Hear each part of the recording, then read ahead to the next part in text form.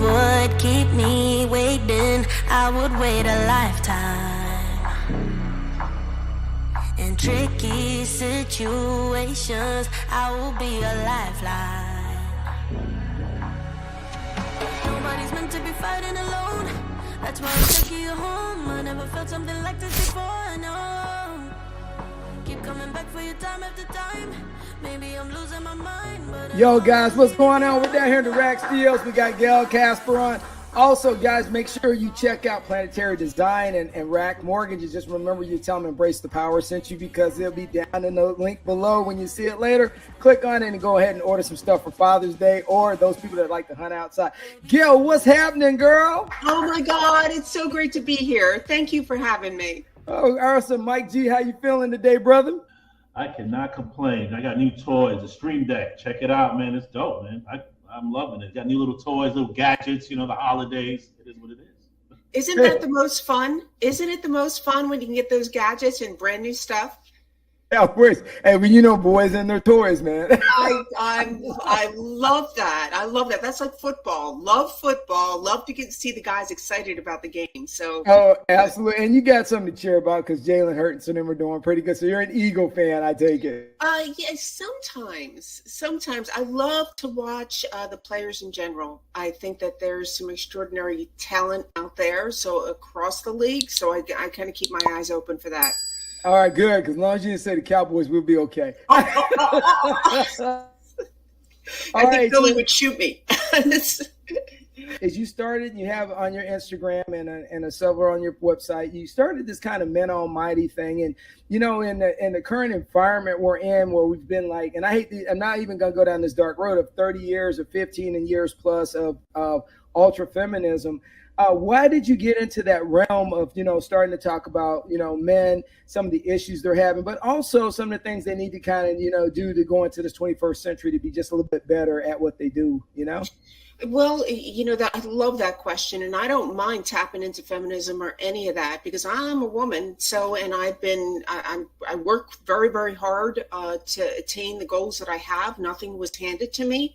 So I've been through challenges in the world, but the reality is I feel that guys have gotten a little bit lost in terms of the power that they have, because there is so much talk about women and equality and them rising up, that I feel like guys need to see their own power again. So I wanted to start this site with all different areas of improvement in life, that they can kind of regain that control and that power that they've always had.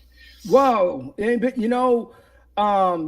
you're like at the tip of the spear. Let me just be clear, because there's there's a lot of people starting to have this discussion overall over social media. It's actually expanding. And so, you're, believe it or not, you're at the tip of the spear of something that a lot of people are like, oh, why is this happening? Well, it's not happening. I think it's about influence, and you're an influencer. And I work hard to be. I'm very much my dad. I'm very much my dad. So not afraid to speak my mind, and very strong thoughts. So why did you think there was a major niche? Because you're at the tip of the spear now. So with you being that person right now, one of those pinpointed people, are you getting any backlash from women on the process of you trying to be pro man or whatever we want to call it? Right. And that's a great question. I don't know that a woman would feel comfortable going up against me, because I'm very much about fair and equal and objective. So they would have a very hard time coming at me. I mean, I've been in a space where I'm trying to pursue business. A guy wants to take me to dinner, sleep with me. You know what I'm saying? I've been through all of that. And yet it's been the men that have actually seen my gifts, my talents, that have hired me, that have brought me in. So when I look at women and guys, it's been the guys that have supported me over the women. So I've been through my own stuff in the business world, in the real life world. So like I said, I don't think that a woman could go up against me and try to fight this battle, because I believe so much in everyone. I'm just trying to say, hey, let's bring guys back up to the surface again. Let's get them back to who they've been and make them stronger and better. Let's get them to remember who they are and what they're about. Oh, you hit some key points there, and the one I'll talk on is just the transition from the 50s to the 60s. And I always say this because I'm a historian, so I always give everybody. I said the invention of the birth control pill changed dynamics of the world. Right? Okay. It gave everybody freedom. It gave everybody purpose and freedom. But the thing is that you hit a key point is trying to bring it equal. And I've talked to hundreds of women because I was in the military forever. And I still remember a soldier telling me a couple months ago when she called me is that every door that was open for her was opened by a man. And even when she had a female boss, the door was never really, it was cracked, but never open because there was always seems to be some kind of barrier. And it's interesting that we've lost sight of that. Everybody needs a fair opportunity. That's right. And so you say you bring up your dad. So what's his background and how did he influence you? My father was a salesman, went up through the ranks in Sears, and not the Roebuck. Yeah, you know what though? I'm a firm believer that he brought its success when it was at its strongest point. It's when he left that it started to go down. So that I think tells you everything. And very strong values. So really pushed us as kids to raise the bar in life across the board, whether that's work, hard work, values, integrity, doing the right thing. And that goes for everybody in my family. Like he was such a strong influence in that way. So, all right, so how many brothers and sisters do you have? One of each. Okay, all right. One of each. And I am the black sheep. I'm absolutely the black sheep. I went out, spearheaded, the entrepreneurship, fighting for the next level, and they're working full-time jobs, and which is all cool. It's all what makes you happy, but they don't get me. They don't. You're on TED Talk, and then you were you've been a spokesperson for different platforms. So your niche in life, what did you see yourself as? You said the word entrepreneur, but that's so wide aperture. So when my point is you're a model. So you have all these different facets of who Gail is. What do you how do you reference yourself since you have such a wide aperture? Right. I know. I classify myself as a world-class speaker and sales trainer, innovator of new sales techniques. So anything that's going to bring thought processes, make me a thought leader, that's, where my strengths lie. So when I'm in front of a group and I've got my processes in place, that's where everything really comes forth, at least for me, my strengths. Oh, welcome, Gail. Welcome. Hi, Mike. How are you? It's great meeting you. You're a dynamic woman because you're your hands in everything. You're motivating people. You're also doing business moves, and therefore, so what motivates you? What makes you go? Like you wake up. I don't know if you have any kids or anything, but I mean, what keeps you going? Because you seem like you're busy as hell. I am. People have classified me as the most driven person that they're ever going to meet. Okay. I'm a middle child, and I have middle child syndrome. Okay, so I have to achieve. I know that. So there you go. You know what I mean? That explains it all. I had to be an achiever, and I don't think that ever stopped in life. And I woke up, I went to college to be a newscaster, and that kind of fell through because I thought I would fail during college. So I dropped out of college and moved out to California for a $5 an hour job as a secretary, just getting by. And about 10 years later, I found myself fighting for a TV opportunity job where I had no experience. I was out there selling training programs. I came across this company called America's TV Job Network, and they were looking for hosts. And for some reason, I just said, my God, I got to try I got to fight for this. So every day I was on their doorstep for 3 months. And until the end of the 3 months, when they sat me down and said, look, Gail, we need to have somebody with experience. We're holding auditions next week. I'm sorry. And I said, I'll see you at the auditions. And I went to the auditions. I cried all the way home. But for the next 2 years, for as long as that show was on the air, I was the co-host of America's TV Job. Yeah. Hey. And that's when you ask me what motivates me. Okay, then the light bulb went on. It's like, well, wait a minute. You can have what you want. And I didn't have the experience. I really needed to grow and work on it. I got training and kept fine tuning it. But that's what's the light bulb that said, wait a minute, Gail, I went on to win a national pageant. I've got 2 books that are out there. 2 TEDx talks, which is really hard to attain. I just push. And I would give that message to anybody out there, guys, girls, doesn't make a difference, but to go after what you want with such resilience that it will open up a door for something else, even if what you want doesn't actually happen. So take the chance, take the risk. It's 2024. Don't leave anything on the table. Go for it. Woo, that's what I'm talking. Powerful.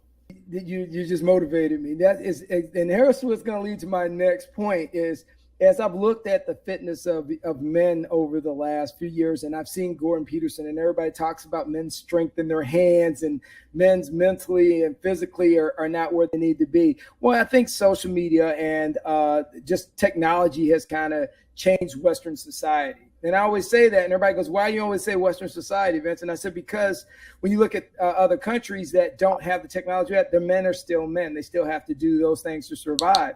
So I love the thing is that I went and looked at one of your Men Almighty magazines, and I was reading through it, and it was just like getting back to basics, and I went back to a Max Strong thing, like men need to get back out hunting. Men need to get back out shooting their guns. They're not, hunting out here or there. I do more shooting than I do anything. Fishing, just doing what we call guy stuff. So and I saw you wrote something in one of the articles about brotherhood. So you think men still need to get back to their tribe? Yeah, back to basics is awesome. I think that's so critical. Where my heart goes out to guys is, and this is across for anyone, women, guys, doesn't really make any difference, but with men in particular, is that we're living in a very tough society today. We're struggling to pay bills, to take care of families. Maybe it's a broken home and there's a divorce, and you're a single dad now, and you're trying to figure out how to make this world work, even if you're not a single dad. My mom didn't work, but when my dad would go to the dentist and needed a root canal, he wouldn't get any painkiller. And I had come to find out it was because he couldn't afford it. And he couldn't afford it because he was sending his kids to private Catholic school. Wow. So, meaning I think that the men are, they're sacrificing for their families. They're doing everything that they can.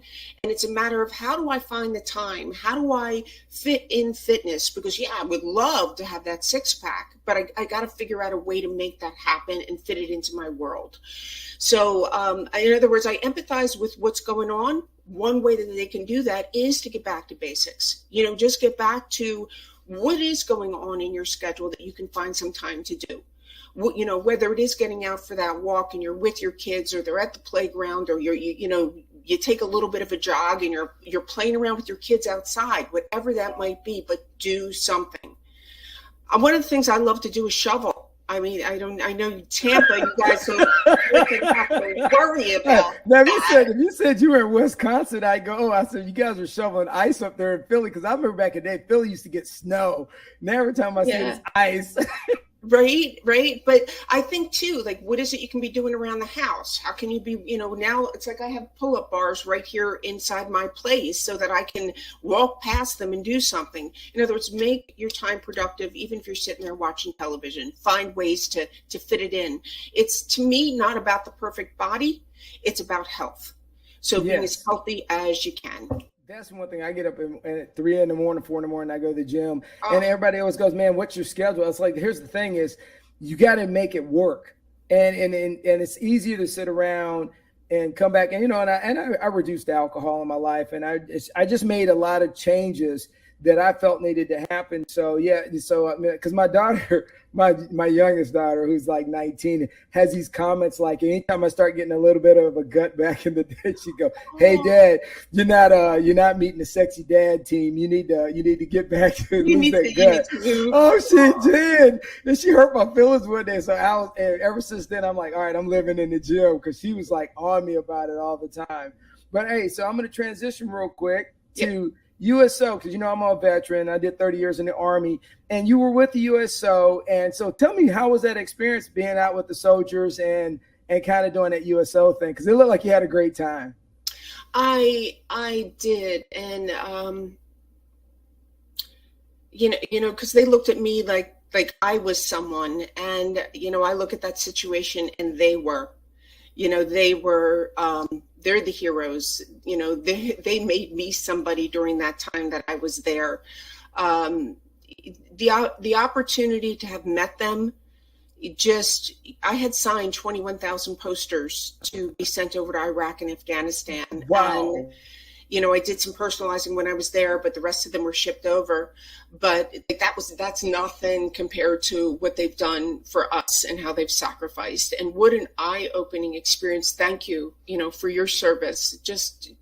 It's just irreplaceable. Like to meet them and know, I don't know everything that they've been through, but just the idea that I had an opportunity to meet heroes was just unbelievable. Well, I want to say thank you to that, because what a lot of people don't understand, and since you're on and you were one of those people that did this, is that it's like World War II. When you go back and look at it, you're removed from society for so long, depending on how long you're deployed. I did 2 deployments, and the fact that you came on and you came out there to visit and talk to the soldiers, it has an impact, because it's something like, and I hate to use the term, the poster girl thing for World War II, they had all the time, the soldiers had them on their plane, but there's just something, the airmen had, but it's just something about that aspect brings so much joy to the soldiers when the cheerleaders come over or whoever comes over, the comedians. That I don't think they realize the impact those guys have when they've been removed from just normal environment for so long. So I want to say thank you again for you doing that for the soldiers. Yeah, to me, it's like when I look back, it's like I wish I had done more. Do you know what I mean? Because it was so impacting for me. And I stayed in touch with maybe 150 of them while they were over there. So after they left, the airport, McGuire, I did stay in touch with a lot of them through email. You were at McGuire. So, I went out of Dick's. Yeah, I went out of there. Okay. All right. I know. Hey, Mike, you got something, man? Why are you smiling over there? He's speechless. I said, excuse me, I'm sorry. That was me. I was never in the military, so I'm just listening to all this military talk. So, I'm just in the zone, Vince. I'm just in the zone. I love it. We have a great guest. Like I said, she's dynamic. She's writing books. She got 2 books. She's doing shows. She's in magazines. It's nonstop. See, I like that. Thank you. Right. Like I said, I thank you. Thank you for helping me get my message out there. Like that's a gift to me. I took that really seriously, when we set this up, and I had mentioned to you that I was supposed to fly out earlier today, but it's too important. It's too important, to come through for you guys and for myself. It's like a win. Oh, I appreciate that, Gail. I believe that your strengths should come through no matter what they are. And when it comes to fitness stuff and working out, oh my God, the sacrifice that I have to go through before a shoot in terms of what I'm eating and working out and doing without. And I don't go out anywhere. I don't even go out and have a drink because I'm not going to drink. You know what I mean? Like the discipline is incredible. Unbelievable. Yeah, it's ridiculous what that sacrifice looks like. So, well, I was on Instagram today just before you came on, and there's one person, he made this comment, and it's in line with what you said, and I wish I could find it real quick, but I can't.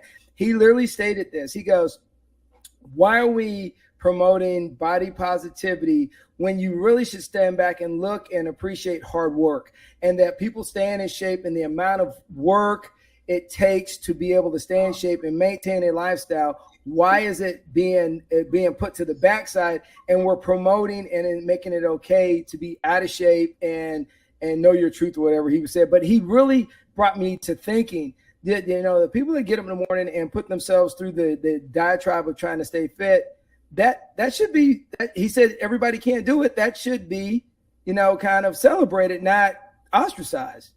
Yeah, it absolutely should be. And I get frustrated. I will tell you, I get frustrated because I hear women, I've had a hard time losing weight. I have a hard time doing that. I've had my own issues, my own health issues that I have to fight through to maintain my shape. But there's no easy route for anything. I just now have to work harder. But like, there is a way to figure things out. I think that people just don't try. You know, I have to come up with answers, and to the point that I annoy people because I have to come up with the answers, and I'll do the research until I find those answers, or I'll try different things until I figure it out. But believe me, I've been through my own health stuff. So like, you know, being thinner is not, it didn't just come to me in life. That's not just my, you know, the way that I've been. I have to work at it. And I think that's what's important that people need to get, is that if they can find a mentor in the fitness world that has figured some of those things out, that does have a plan in place, and you are willing to follow it. So don't, you know, say, okay, yeah, I need that plan, but wow, that's hard. So I don't really feel like doing that. Then you're not going to have the results. So, and I am a certified fitness trainer, but you really got to figure it out. You got to figure it out. Add that on the list, everybody. Add that on the list. An author, a motivational speaker, a fitness trainer, a model. Come on, man. And it keeps on going. It keeps on coming. Oh my God, I love you guys. It's like the best thing ever. If I got all caught up in, you know, what's going to happen, you know, to people in their 30s, what's going to happen to people in their 40s, what's happened to me in the past, then I wouldn't have accomplished all the things that I have. So I don't reflect on, sit and think about, just like with the guy thing. I don't sit there and say, oh my God, you know, it's hard for women.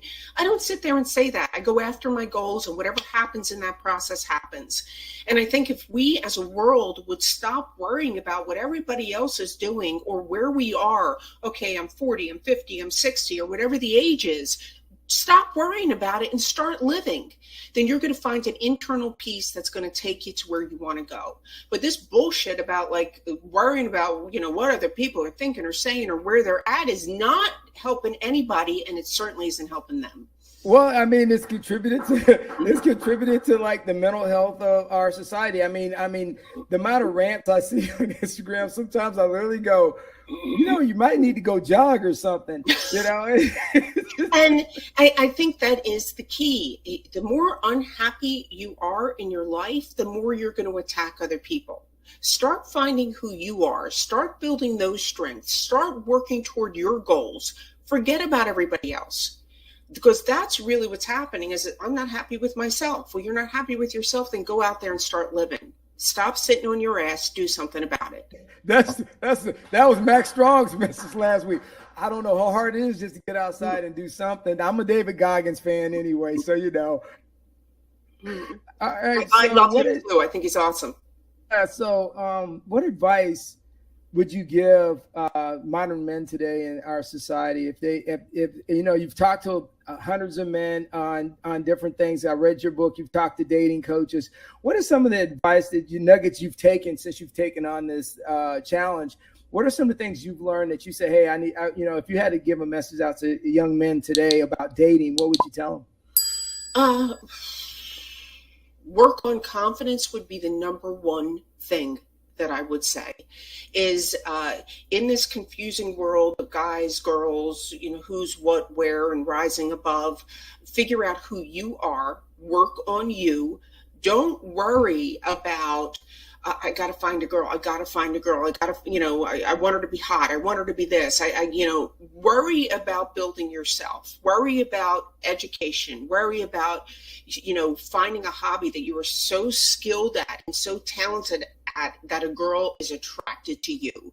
So find that space that you fit into it. It's all about you, and the world is attracted to who you are. It's really the same advice that coaches give to women when they're dating.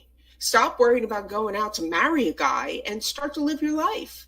For guys, I would say work on all different elements of you, but build that confidence. Right. And it comes to building wealth. And advice I get, because I coach football, The advice I give young men all the time is, from 18 to 30, you need to try to build your wealth. You need to stop worrying about who's driving the Ferrari, who's driving the Lambo. You need to be focused on this. And I realize they're inundated with all this stuff from the Tates and everybody else that's on media about all these toys that boys have. But the thing is, that's a 1%, and you need to look at it from a different lens, as in, I got to build my wealth and grow who I am first. And I think that's a big, today, the messaging is so, young men are conflicted with the messaging today.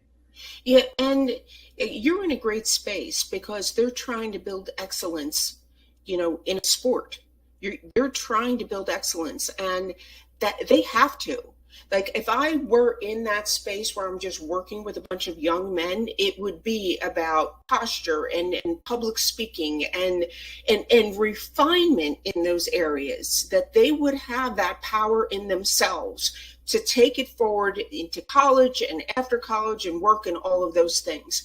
Meaning they've got to start to take life seriously now. The discipline is key now, so that in the future it becomes easier for them, because life is never easy to begin with. Oh yeah, you're absolutely right, and it's the coaching and mentor. We used to have a saying back in the day when I was coming up, is my boss used to always say, "Hey Vince, my job is for you to replace me." We don't really do that anymore in our society. There's the mentoring. So do you have any like groups or anything that you do right now that you kind of try to help people navigate the world? And then you have coaching on there, but do you kind of have groups that you meet with to kind of just talk to people about the next level in their life? I would say have people email me directly, and I can figure out more about what their situations are and then redirect them in certain spaces.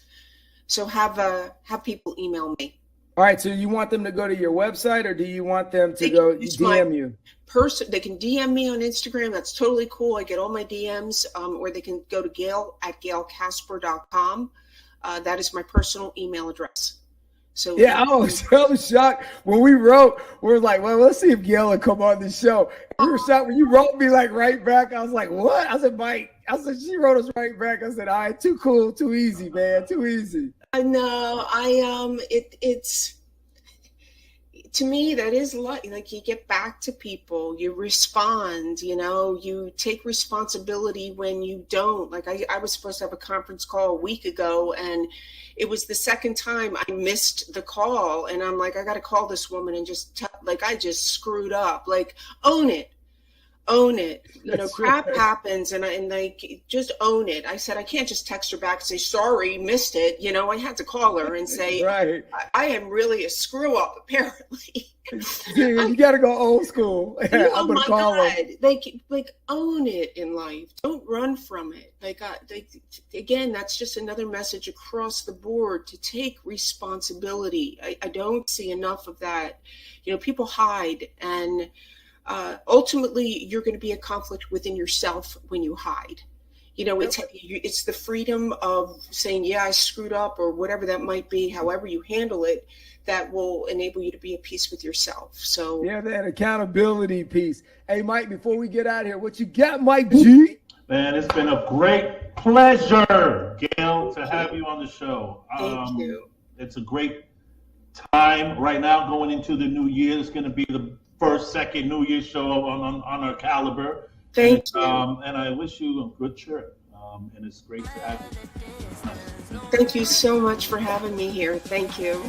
Thank you. Hey, Gail, you stay blessed, and I appreciate you so much for taking the time to come out on the show and hit up with us.